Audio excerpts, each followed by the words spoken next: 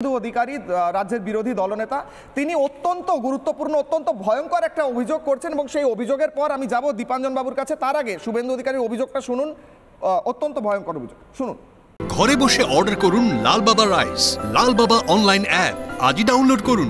লাল বাবা রাইস, স্বাদ ও স্বাস্থ্য একসাথে পাবেন শুধুমাত্র লাল বাবাতে।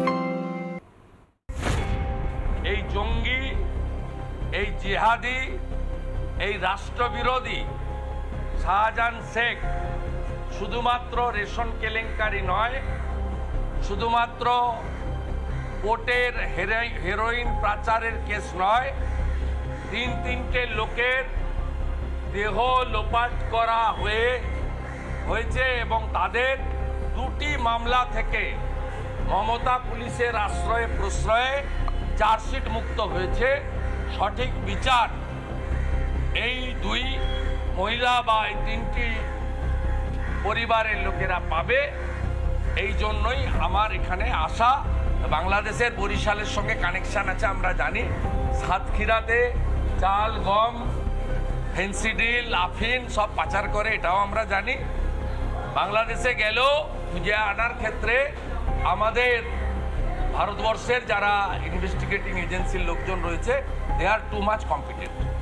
এখানে চোর, ডাকাত, গুন্ডা, লুটেরা, জঙ্গি, দেশদ্রোহী, পুলিশ আর মমতা তার ভাইপো একসঙ্গে মিলেমিশে একাকার হয়ে থাকার জন্য এই ঘটনাগুলো ঘটছে। একদমই বিরোধী দলনেতা বলছেন শুধুমাত্র চুরি দুর্নীতির অভিযোগ নয়, খুনের অভিযোগ রয়েছে, একদম স্পেসিফিক ভাবে তিনি উল্লেখ করছেন, অভিযোগ করছেন। আমি যাব দীপাঞ্জন বাবুর কাছে। দীপাঞ্জন বাবু, আপনি একদম স্পেসিফিক অভিযোগ শুভেন্দু অধিকারী, তিনি বলছেন খুনের মামলাও রয়েছে এর ওপরে, সেই ব্যক্তির ওপর যখন তদন্ত করতে যায় ইডি আর শাসক দলের একজন বর্ষিয়ান নেতা বলেন গেলেই জনবিস্ফোরণ হবে, কোথাও যেন মনে হচ্ছে না একটা কোথাও একটা উস্কানি দেওয়া হচ্ছে এবং ভবিষ্যতে আরও এরকম ঘটনা হবে তার পূর্বাভাস দেওয়া হচ্ছে।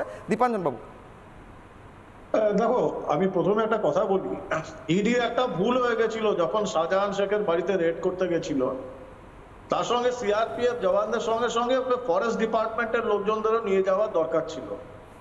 কারণ বাংলায় আজকাল প্রতি ঘরে ঘরে বাঘ তৈরি হচ্ছে। একটা বাঘকে বোলপুর থেকে নিয়ে গেছিল, এই আরেকটা বাঘ, অনেক শঙ্করাঢ্য আরেকটা বাঘ।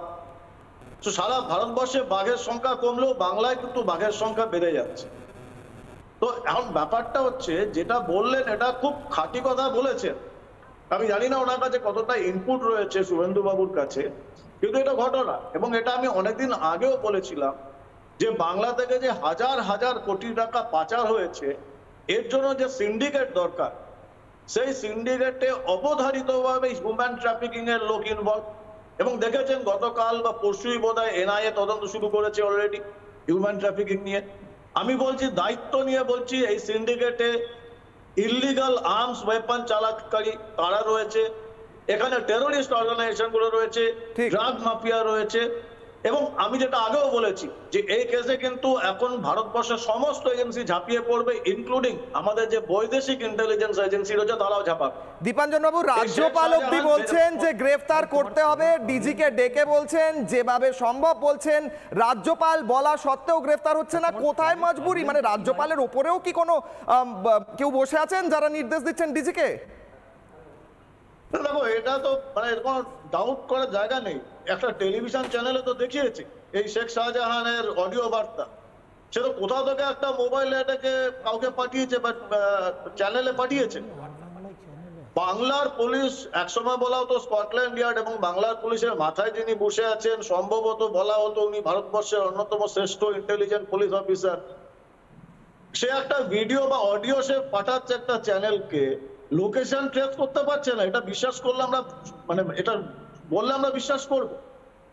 এবং যে কথাটা বলছিল একটু আগে একজন মন্ত্রী যে উস্কানিমূলক বক্তব্য, আমি তোমাদের চ্যানেলেই দুদিন আগে বলেছিলাম যে এটা আমাদের কাছে স্পেসিফিক খবর আছে এবং ইন্টেলিজেন্স ডিপার্টমেন্ট সেন্ট্রাল আইডির কাছেও আছে। 30শে ডিসেম্বর একটি বাড়িতে বিশেষ একজন অতি প্রভাবশালীর সঙ্গে এই শেখ শাহজাহান আর দক্ষিণ 24 পরগনার আরেকজন অত্যন্ত কুখ্যাত আরেকটি বাঘ, এদের একটা গোপন মিটিং হয়েছিল।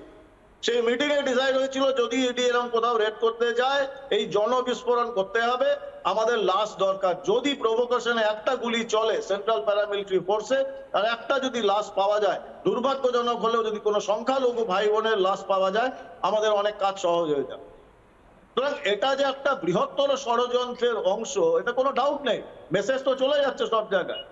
কিন্তু এটা দুঃখ লাগে, সংবিধানে শপথ নেওয়া একজন মন্ত্রী যদি অপরাধীর ভাষায় কথা বলে, হ্যাঁ। এর থেকে দুর্ভাগ্যের কিছু নেই বাংলার জন্য। ঠিক, দীপাঞ্জন বাবু আসবো আপনার কাছে।